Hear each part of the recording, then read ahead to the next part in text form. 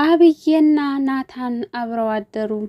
አቶ ደረጀና ወይዘሮ ማርታ ያዩትን ማመን አቃታቸው። በጣም ተደናገጡ። ነገር ግን ናታን እኔ አይደለሁም ራሷ ነች በግዴታ አብረን እንድናድር ያደረገችው፣ እባክህ አባዬ ተረዳኝ፣ እባክሽ እማዬ ተረጅኝ እያለ እነሱን መለማመጥ ይጀምራል።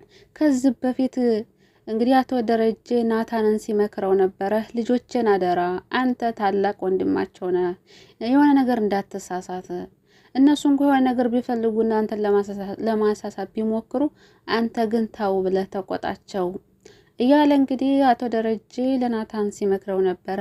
ናታንም የአቶ ደረጀን ምክር ሰምቶ እሺ አባዬ ምንም ችግር የለም በእኔ ተማመን እያለው ነበረ። ነገር ግን አሁን ላይ እንግዲህ ቢጃማዋን ለብሳ አብዬ ሰይጣኗ ማለት ነው አብረን ካላደርን ትለዋለች። እሱም ተደናግጦ ኧረ እባክሽ ኧረ ውጭልኝ ከክፍሌ ካልሆነ አባዬን ነው የምጣራው በሚለው ሰዓት ታውቃለህ መጠራት አትችልም፣ እሱን እጣራለሁ ካልክማ ልደፍረኝ ነው ብዬ ብዬ ነው ማስይዝህ፣ ስለዚህ አርፈህ አብረኝ ትተኛለህ ትለዋለች። እንግዲህ በጣም የሚገርም ነገር ነው። እንግዲህ የአብዬ ሴራ እጅግ በጣም ያሳፍራል። እንግዲህ በእርግጥ አሁን እሱ ፈርቶ ነው እንጂ ቢናገርና ቢጣራ እሱን ነው የሚያምኑት። ከእሷ ይልቅ እሱን ነው የሚያምኑት። እሷ ተንኮለኛ እንደሆነች እና ውሸታም እንደሆነች አቶ ደረጀም ያውቃል፣ ወይዘሮ ማርታም ታውቃለች። ስለዚህ ናታን እንትን ማለት የለበትም፣ መፍራት አልነበረበትም ማለት ነው። አሁን እሱ በዳጣ ፍቅር ክንፍ ብሎ ለራሱ መውጫና መቀመጫ አጥቶ ብቻውን እያወራ ብቻውን እየደነሰ ነበረ። እንግዲህ በቃ ፍቅር ያዘኝ ማለት ነው እያለ ብቻውን እያወራ ባለበት ሰዓት እንግዲህ ሰላም እየተመጣና ታስደነግጠዋለች። እንዴት ነህ ናታን? ምን አዲስ ነገር አለ? ከዳጣ ጋር እንዴት ናቸው እያለች እንግዲህ ስታዋራው ነበረ። እኔ የምልህ ፍቅር ያዘህ እንዴ? ዳጣን ወደድካት እንዴ በምትለው ሰዓት እንዴ እሷ ያልተወደደች ታዲያ ማን ይወደዳል የሚል መልስ ነበር የመለሰላት። ሰላምዬም ታዲያ አይደለ ብቻ እንደ ሌሎቹ ወንዶች እንዳትሆን ራስህን አዘጋጅ እንጂ የዳጣን ነገር በእኔ ጣለው እኔ ያሳምንልሃለሁኝ ትለዋለች። እሱም ታዲያ እንግዲህ አብዬ ደጋግማ ዳጣ ፍቅረኛ አላት እያለችው እየነገረችው ስለነበረ ትንሽ ጥርጣሬ ገብቶት ነበረ። እኔ ምንሽ ሰላምዬ ዳጣ ፍቅረኛ አላት እንዴ ብሎ ይጠይቃታል።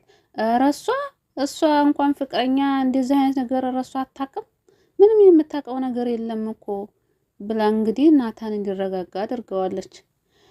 እንግዲህ ናታን ያው ዳጣም እንደዚህ ያው ጎዳና ላይ ስለሆነ ያደረችው ስለ ፍቅረኛ ስለ ምናምን ምንም የምታውቀው ነገር የለም።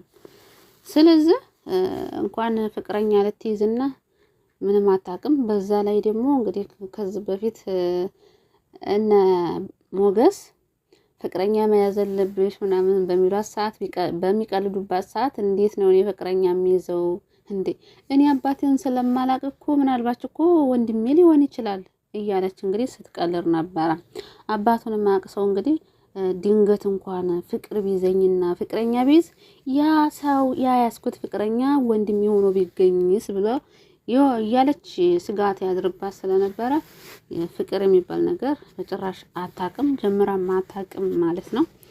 እና አሁንም ናታንም አልተረዳትም፣ ሊረዳት ይገባል። እሷን ለማስቀናት ከመሞከር ይልቅ እሷን ቢንከባከባት ወደ ፍቅር የምትገባ ነበረ። ግን እሱ ዳጣን አስቀናለሁ ብሎ የማይወጣው ችግር ውስጥ ገባ ማለት ነው። አሁን እንግዲህ እሷን ለማስቀናት አብዬን ሻይ ይጋብዛታል፣ ምግብ ይጋብዛታል፣ አብሯት ይቀመጣል። ያንን ባየች ሰዓት እንግዲህ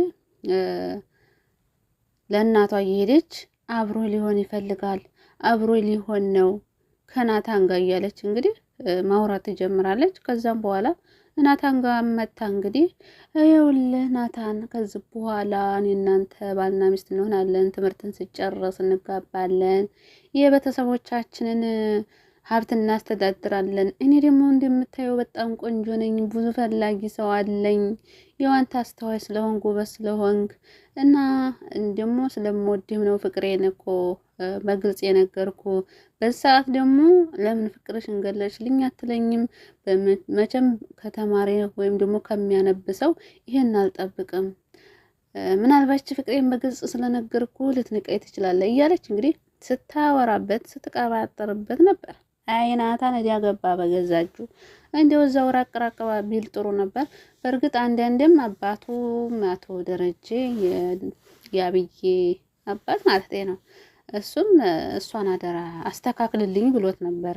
ወደ ራሷ እንድትመለስ አስተካክላት ብሎት በዛም ነው አንደኛ ዲያጣን ለማስቀናት ነው፣ ሁለተኛ ደግሞ ለሷን ለማስተካከል ነበር አብዬ ቀረባት።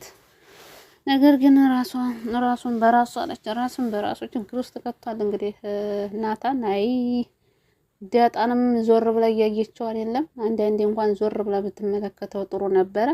እሷንም ለማውራት ፈልጎ ራሱ ውሃን ሄዲያ እንድጠራለት ቢሞክር እሷ ግን በጭራሽ እኔ ፊልም እያየውኝ ነው እሱ መምጣት ይችላል እያለች እንግዲህ ውሃን ሲያመላልሷት ነበር። ውሃ ሳዘነችኝ እውነት ለመናገር ዲያጣ ያለችውን መታ ለናታን ትናገራለች። ናታን ያለውን ደግሞ መታ ለዲያጣ ትናገራለች። በመጨረሻም እንግዲህ ውሃ ይቅርብሽ፣ ታየው ይደክምሻል፣ መልሰሽ እንዲያትመጭ ብሎ እንግዲህ እንዲታርፍ አድርጓታል ማለት ነው። አብዬ ነገረኛይቱ እንግዲህ ዛሬም ዳጣ ከዛ ቤት እንድትወጣ ትፈልጋለች። ለአባቷ ስትነግረው ነበረ ከሰላምዬ ጋር ሆና እኔን ታሾፍብኛለች፣ ትቀልድብኛለች፣ እንደውም አልነገርኩህም እንጂ መታኝ ታውቃለች። በቃ ዳጣ ከመጣች በኋላ እኔ ደስተኛ አይደለሁም። በቃ ምክንያቱም ደግሞ ዳጣን ነው የምታምነው፣ እኔን አታምንም። አንቺን ማንም አያምንሽ፣ ምን ነው የሚያምኑኝ እያለች እየቀለደችብኝ ነው። በጣም ከፍቶኛል እያለች እንግዲህ ለአባቷ ስትነግረው ነበረ። አባቷም የእሷን ውሸት ስለሚያውቅ ምንም አልመሰለውም ማለት ነው። እንደውም ተረት ታሪክ ነግሯታል ብትማር ብሎ። ነገር ግን እሷ አትማርም፣ ጭራሽ እየባሰባት እንጂ እየተሻላት አይሄድም ማለት ነው። እጅግ በጣም ይገርማል። ሰላምዬም እንግዲህ የልጇን አባት እስካሁን ድረስ አልታወቀም፣ አልተነገረችም ማለት ነው። እንግዲህ እኔ ያው እንደራሴ የሚመስለኝ ከአቶ ደረጀ ይመስለኛል ያረገዘችው ሰክሮ መጥቶ ማለት ነው። እንደዛ ነው የሚመስለኝ እንጂ የእውነት ከሌላ ሰው ብትሆን ያረገዘችው ትናገር ነበር፣ ስሙን እንኳን ትናገር ነበረ። እና እንግዲህ ወይዘሮ ማርታ ቁጥሩን ስጭኝና አልደውልለት፣ እኛ ቀለብ ለልጁ ቀለብ ስፈር አንለውም፣ ግን ደግሞ ልጁ ተወልዶ አባቴን አንጪ ማለቱ ስለማይቀር አባቱ ማን ነው የሚለውን ብቻ እንወቅ፣ ለሱ ልናሳውቀው ትላትም። ሰላምዬ ግን በፍጹም አይሆንም፣ እሱ ማወቅ የለበትም። ምክንያቱ ደግሞ ምናልባት አይወለድም ሊል ስለሚችል አልናገርም፣ ከተወለደ በኋላ ከተለቀ በኋላ ያን ጊዜ እነግራለሁ ብላ እንግዲህ ወይዘሮ ማርታን አሳምናታለች። ዳጣም እንግዲህ በቃ ማሚ አታስጨንቂያት፣ እሷ አትፈልግም፣ ሰውየው እንድታወቅ አትፈልግም ብላ እንግዲህ ዳጣም በትብብር ከዳጣ ጋር ተባብሮ ወይዘሮ ማርታን አሳምነዋታል ማለት ነው። መጨረሻ ላይም እንግዲህ ወይዘሮ ማርታ ለአቶ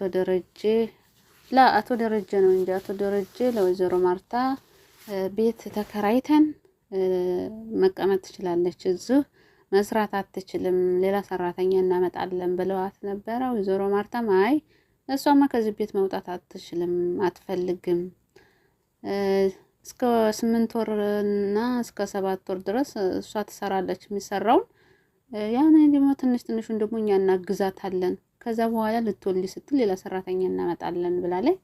ከዛም በኋላ እንግዲህ አቶ ደረጀም ውሃና ዳጣ ምግብ ያበስላለሁ ሲሉ እንግዲህ ወይዘሮ ማርታም በሳቅ ነበር የሞተችው። ምክንያቱም ደግሞ እነሱ እንዴት ሊሰሩ ይችላሉ? ገና በአንድ ሽንኩርት ነው እንጂ ወጥ ቤቱን ለቀው የሚወጡት እያለች እንግዲህ ሲሳሳቁ ነበር። በነገራችን ላይ ወይዘሮ ማርታ እና አቶ ደረጀ በጣም ደስ የሚሉ ባልና ሚስት ናቸው ማለት ነው። በቃ ወይዘሮ ማርታ ለትዳሯ ያላት ክብር ምናምን ደስ ትላለች። በጣም ነው ደስ የምትለው። እንግዲህ የዳጣን ዲኤንኤ ምርመራ ረሳው እንዴ አቶ ደረጀ? ለምንድን ነው ነገሩ? ረሱት መሰለኝ ማለት ነው። እንግዲህ ወደ ኋላ ለማቆየት ስለፈለጉ ነው መሰለኝ። ወይኔ ዳጣ አቶ ደረጀ ልጅ መሆኗ ሲታወቅ እንደ ወይዘሮ ማርታ ምን ትል ይሆን? እንዲው ይሄንን የገነባችውን ትዳር ታፈርሰዋለች ወይስ እንዲው ለአቶ ደረጀ ይቅርታ አድርጋለት አብረው ይኖሩ ይሆን የሚለውን ሳስበው ዳገት ነው የሆነብኝ። እንዴ ተሳቃሞተች እኮ ወይዘሮ ማርታ የሆነ ነገር በተፈጠረ ቁጥር ተሳቃሞተች። የሰላምዬ ልጅ የአቶ ደረጀ ነው ብላ ስትጨነቅ ነበር። መሆኑም አይቀርም ግድ ነው። ግን ደግሞ እውነቱን ስታቅ ምን ይፈጠራል? እዛው ድረስ ግን አብዬ ቀልጣ ደፋቻት። አብዬ ተንኮል መቼ ነው የሚያበቃው? ግን ለማንኛውም ቀጣይ ጉድ እንመለከታለን እስኪ